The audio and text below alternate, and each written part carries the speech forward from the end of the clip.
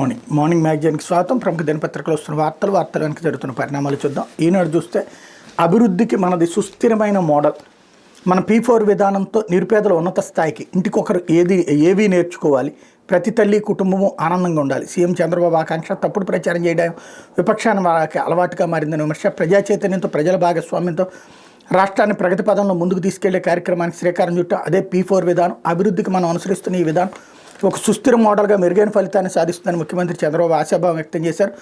రాష్ట్రంలోని ప్రతి తల్లి ఇల్లు ఆనందంగా ఉండాలని తన ఆలోచనని, అందుకే విజన్ 2047 స్వర్ణాంధ్రప్రదేశ్ని రూపొందించినట్టు ఆయన చెప్పారు. నారావారిపల్లెలో మంగళవారం ఏర్పాటు చేసిన విలేకరుల సమావేశంలో చంద్రబాబు మాట్లాడారు.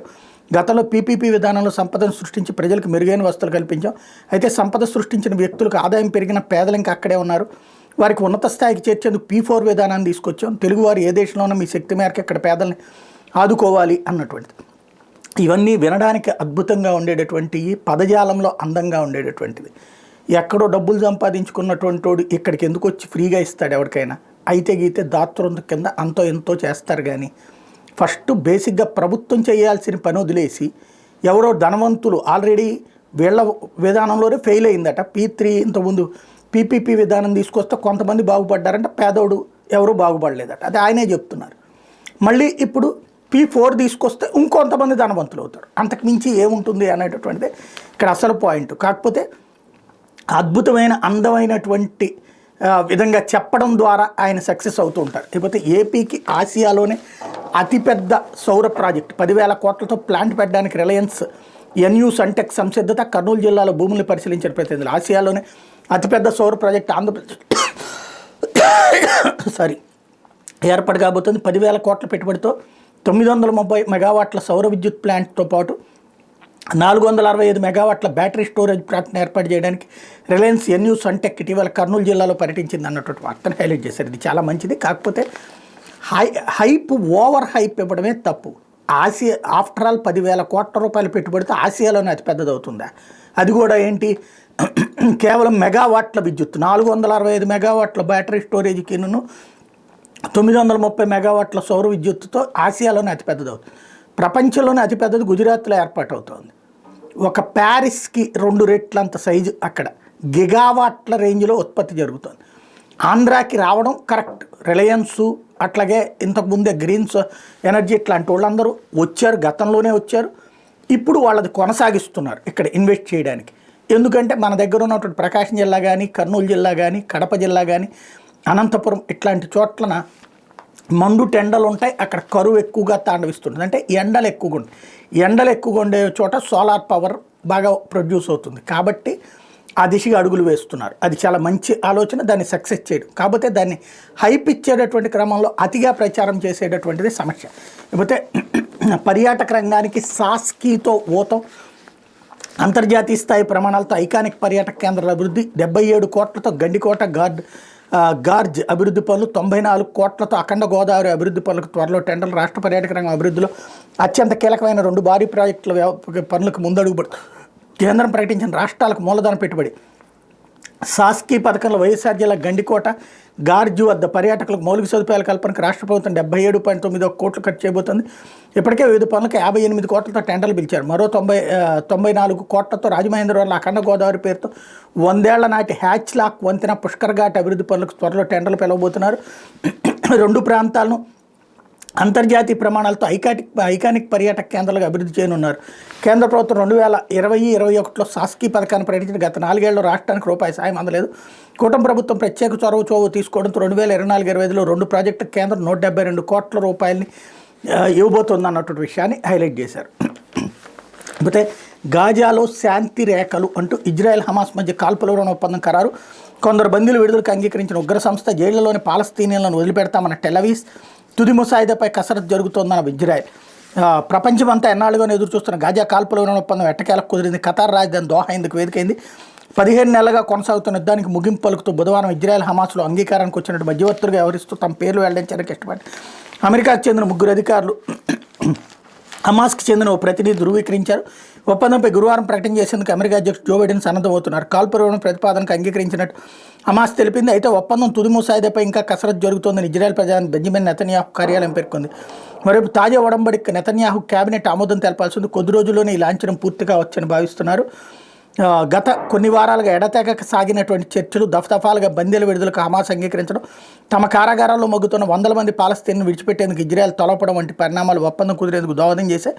తాజా పరిణామం గాజాలో నిరాశ్రయులైన 1000 మంది తిరిగి కోలుకోవడానికి, ఆ ప్రాంతానికి పెద్ద ఎత్తున మానవతా సాయం అందడానికి ఉపకరించనుందన్నటువంటి వార్తని హైలైట్ చేశారు. లేకపోతే కోడికత్తికి కట్టలు తెగాయి. పంద్యాల్లో చేతులు మారిన 1000 కోట్లు, ఉమ్మడి తూర్పులో 1500 కోట్లు, పశ్చిమలో 750 కోట్ల పైమాటే జోరుగా గుండాట. ఉమ్మడి గోదావరి కృష్ణా జిల్లాలో పందెం కోడి కత్తి దాటికి నోట్ల కట్టలు తెగిపడ్డాయి. పండగ 3 రోజులు కోళ్లు కాదు కోట్లు గాల్లోకి ఎగిరే. కోడి పందాలకు తోడు కోత మొక్క, గుండాట వంటి జోదాలతో 100 కోట్ల రూపాయలు చేతులు మారే. రాత్రిపూట కూడా పందాలు నిర్వహించేలా ఫ్లడ్ లైట్ల వెలుగులు.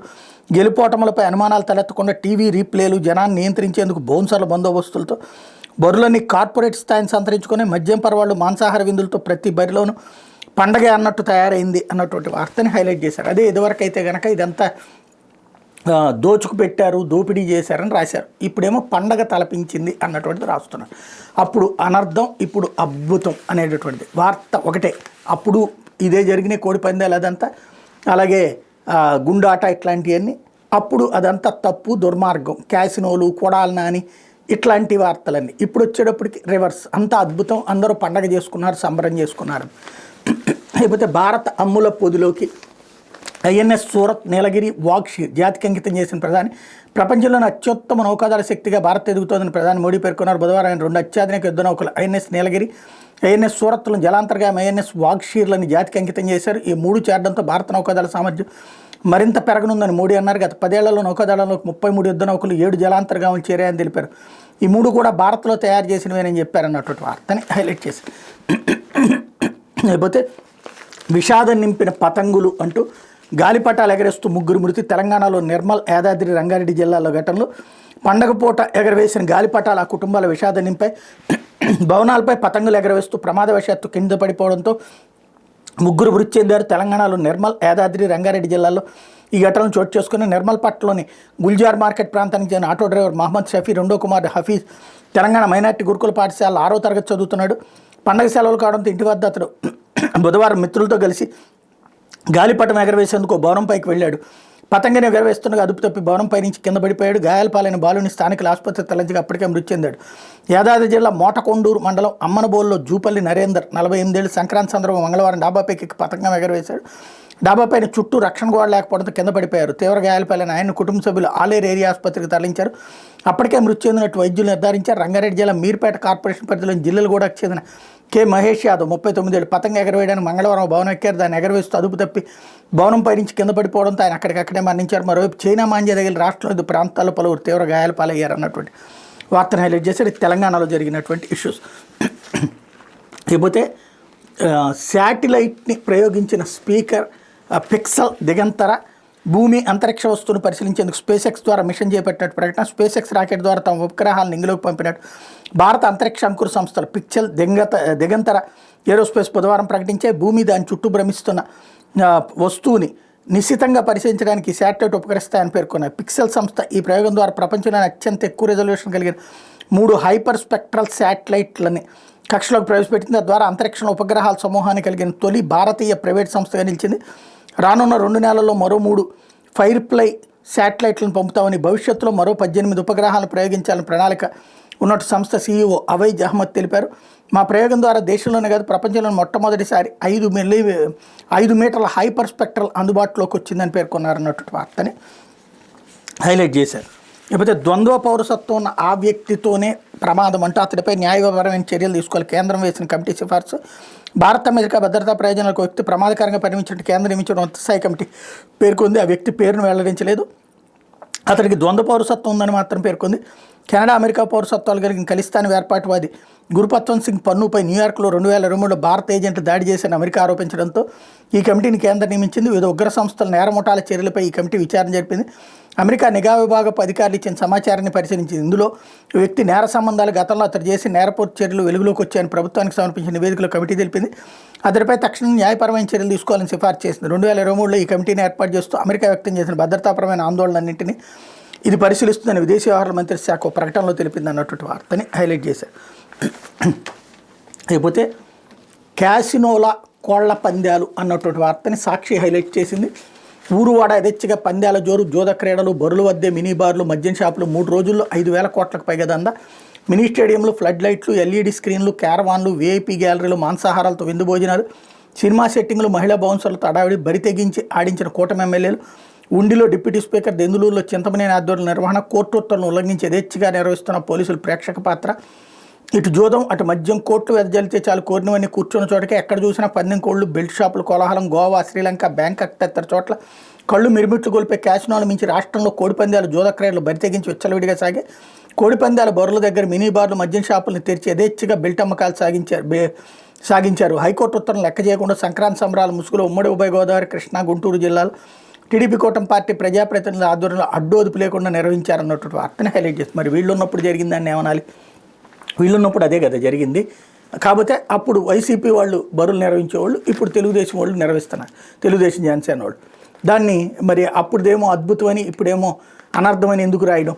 లేకపోతే చంద్రబాబుకి వ్యతిరేకంగా నోరు మీద పని సిఐడి అంటూ గతంలో చంద్రబాబు బెయిల్ని వ్యతిరేకిస్తూ సుప్రీంకోర్టులో పిటిషన్, ఇప్పుడు చంద్రబాబే సీఎం కావడంతో మెనకూడిపోయిన సిఐడి ఛార్జ్షీట్ దాఖలు చేసామని బెయిల్ రద్దుపై జోక్యం వద్దని రోహిత్కి సిఐడి దాఖలు చేసిన రద్దు పిటిషన్ పరిష్కరించి సుప్రీంకోర్టు విచారణకు సహకరించాలని చంద్రబాబుకు ఆదేశం అన్నటువంటి వార్తని హైలైట్ చేసింది.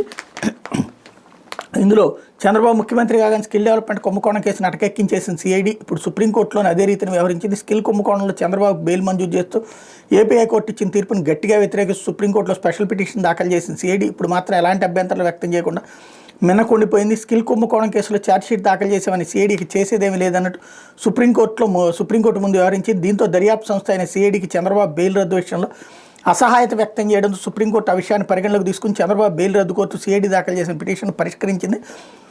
స్కిల్ కుంభకోణం కేసు విచారణకు అవసరమైన సమయంలో సహకరించాలని సీఎం చంద్రబాబును ఆదేశించింది. ఈ మేరకు న్యాయమూర్తులు justice Bela Trivedi, justice Prasanna B Varale ధర్మాసనం బుధవారం ఉత్తర్వులు జారీ చేసింది. చంద్రబాబు గతంలో ముఖ్యమంత్రిగా ఉన్నప్పుడు స్కిల్ డెవలప్మెంట్ ప్రాజెక్ట్ ద్వారా 100 కోట్లు దారి మళ్ళీ షెల్ కంపెనీల ద్వారా విదేశీ ఖాతాలకు వెళ్ళి అక్కడి నుంచి తిరిగి టీడీపీ అధికార ఖాతాల్లోకి ఆ నిధులు వచ్చాయి. దీనిపై గత ప్రభుత్వం సిఐడి విచారణకు ఆదేశించి సిఐడి ప్రాథమిక విచారణ జరిపి నిధులు మళ్ళీ వాస్తవమని తెలిసింది. ఇందుకు గాను చంద్రబాబును అరెస్ట్ చేసింది. ఈ కేసులో చంద్రబాబుకి బెయిల్ మంజూరు చేస్తూ హైకోర్టు 2023 నవంబర్లో తీర్పు వెలువరించింది. తీర్పును సవాల్ చేస్తూ సిఐడి అదే నెలలో సుప్రీంకోర్టులో స్పెషల్ లీవ్ పిటిషన్ దాఖలు చేసింది. చంద్రబాబు బెయిల్ రద్దు చేయాలని కోరింది. తమ తరపున వాదనలు వినిపించేందుకు ప్రముఖ సీనియర్ న్యాయవాది ముకుల్ రోహిత్గిని నియమించుకుంది. దీనిపై అప్పటి నుంచి సుప్రీంకోర్టులో విచారణ జరుగుతూ వస్తుంది. ఈ మధ్యలో ప్రభుత్వం మారడం, స్కిల్ కేసులో నిందితుడిగా ఉన్న చంద్రబాబు ముఖ్యమంత్రి కావడంతో సిఐడి తన దర్యాప్తును అటకెక్కించింది. ఛార్జ్షీట్ల దాఖల్లో అసాధారణ జాప్యం చేసింది. స్కిల్ కుంభకోణం కేసుని ఎన్ని రకాలుగా నీరుగార్చాలో అన్ని రకాలుగా నీరుగార్చేందుకు చర్యలు తీసుకుంది. తాజాగా బుధవారం సిఐడి దాఖలు చేసిన బెయిల్ రద్దు పిటిషన్ సుప్రీంకోర్టు ముందు విచారణకు వచ్చింది. చంద్రబాబుకు వ్యతిరేకంగా సిఐడి ఒక్క మాట కూడా మాట్లాడలేదు. హైకోర్టు కేసు పూర్వపరాల్లోకి వెళ్లి మరీ తీర్పునిచ్చిన విషయాన్ని కూడా సుప్రీంకోర్టు దృష్టికి తీసుకురాలేదు. ఈ కేసులో ఇప్పటికే ఛార్జ్షీట్ దాఖలు చేశాను, అందువల్ల బెయిల్ రద్దు పిటిషన్పై జోక్యం చేసుకోవాల్సిన అవసరం లేదని మాత్రమే సిఐడి తరపు సీనియర్ న్యాయవాది ముకుల్ రోహిత్గి ధర్మాసనం దృష్టికి తీసుకెళ్లారు. దీంతో ధర్మాసనం స్పందిస్తూ ఛార్జ్షీట్ దాఖలు చేసినందుకు చంద్రబాబు బెయిల్ విషయంలో ఇప్పుడు తాము జోక్యం చేసుకోవాల్సిన అవసరం లేదని తెలిపింది. సిఐడి పిటిషన్ పరిష్కరిస్తున్నట్టు పేర్కొంటూ ఉత్తర్వులు జారీ చేసింది. ఇలా ఉంటే చంద్రబాబుకి హైకోర్టు బెయిల్ మంజూరు చేయడానికి వ్యతిరేకిస్తూ స్వర్ణాంధ్ర పత్రిక ఎడిటర్ బాలగంగాధర్ తిలక్ దాఖలు చేసిన అనుబంధ పిటిషన్ని ధర్మాసనం తోసిపుచ్చింది అన్నటువంటి వార్తని హైలైట్ చేశారు. లేకపోతే ప్రకృతి సోయగాల నడుమ ప్రభంజనమై అంటూ కోనసీమలో నయనానందకరంగా ప్రబల తీర్థాలు, కోనసీమలో ఆధ్యాత్మిక జరిపి పరవాళ్ళు తొక్కింది. తెలుగు సంస్కృతి సంప్రదాయాలు ఉట్టిపడే సంక్రాంతి సందర్భంగా ప్రబల తీర్థాలతో కోనసీమ అణువణువు ఆనందంతో తుల్లిపడింది.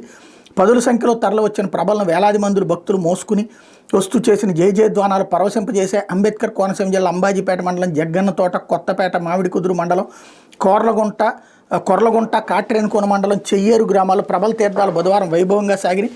జాతీయ స్థాయిలో ఖ్యాతిగాంచిన అంబాజీపేట మండలం మొసలవల్లి శివారి జగ్గన్న తోట తీర్థానికి భక్తులు పెద్ద ఎత్తున తరలొచ్చారు. 5 శతాబ్దాల చరిత్ర గల ఈ తీర్థం కన్నుల పండుగ జరిగింది. ఇక్కడ తీర్థానికి ఏకాదశి రుద్రులు 11 ప్రభలు తరలివచ్చారు. మధ్యాహ్నం 3:30 గంటలకు ప్రభలన్నీ తీర్థానికి చేరుకున్న సమయంలో ఆ ప్రాంతం ఓంకారనాదాలతో ప్రతిధ్వనించింది. అంబాజీపేట మండలం వాకలగరువు సరిహద్దున జరిగిన తీర్థంలో 53 అడుగుల వాకలగరువు ప్రభ, 55 అడుగుల తొండవరం ప్రభ ఆగట్టుకున్నాయి.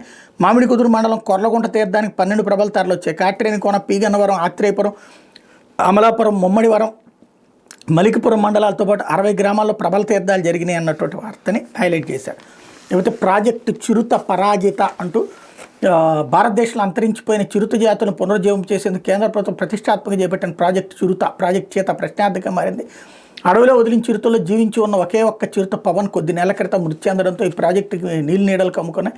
వన్యప్రాణి ప్రేమికుల ఆనందోత్సాహాల మధ్య 2022 సెప్టెంబర్ 22న ప్రధాని నరేంద్ర మోడీ పుట్టినరోజు సందర్భంగా ఆఫ్రికాలో నమీబియా నుంచి ప్రత్యేక విమానాలు తీసుకొచ్చిన 8 చీతాలను కునో జాతీయ పార్కులో విడిచిపెట్టారు. వాటిలో మొట్టమొదటిది పవన్. ఆఫ్రికన్ చీతాలు సాధారణంగా 10 నుంచి 12 సంవత్సరాల పాటు అడవిలో జీవిస్తాయి, కానీ పవన్ 6 ఏళ్ల వయసులోనే బతకలేక చనిపోయింది. దీంతో చీతా ప్రాజెక్టు మనుగడపై అనుమానాలు వ్యక్తమవుతున్నాయి అన్నటువంటి వార్తని హైలైట్ చేసింది. లేకపోతే ఆంధ్రజ్యోతి కోట్లలో కోత 3 రోజుల్లో 2000 కోట్ల పందాలు, ఒక్క కనుమనాడే 1000 కోట్లు దాటిన పందెం. కోనసీమ నుంచి రాయలసీమ దాకా ఒకే జోరు. పెద్ద బరులో సందడి చేసిన సంక్రాంతి కోడి. కోట్లలో పందాలు, భారీగా ఆఫర్లు, విజేతలకు థార్ జీపు, యాక్టివాలు, బుల్లెట్లు. పశ్చిమలో ఒక్క పందానికే 1.25 కోట్లు. గోదావరి జిల్లాలో జబర్దస్త్ బృందాల హడావిడి అంటూ కోడి కోత కోటి దాటింది. ఏలూరుకి చెందిన రసంగి, గుడివాడకి చెందిన నెమలి రెండూ తలపడ్డాయి. నువ్వా నేనా అన్నట్టు తొలి 2 రౌండ్లలో ధీటుగా నిలబడ్డాయి. 3వ రౌండ్లో రసంగి నెమలి గాయపరిచింది. గాయం లోతుగా కావడంతో అది కుప్పకూలింది. నెమలి విజేత ప్రభాకర్ 1.25 కోట్లు పందెం దక్కించుకున్నాడు. అయితే ఓడిన రసంగి పందెం రాయుడు రత్తయ్య వెంటనే తేరుకుని 2 కోట్ల పందానికి సై అన్నాడు. పశ్చిమ గోదావరి జిల్లా తాడేపల్లిగూడెం పైబోయిన వెంకటరామయ్య తోటలో జరిగింది ఈ పందెం అన్నటువంటి వార్తని హైలైట్ చేశారు. 3 రోజులు 100 బరులు, సుమారు 2000 కోట్ల పందాలు. ఇందులో భోగి రోజు 350 కోట్లు. సంక్రాంతి పండుగ సందడిని డబుల్ చేస్తూ 2వ రోజు దాదాపు 600 కోట్లు. కనుమ రోజు ఏకంగా 1000 కోట్లు.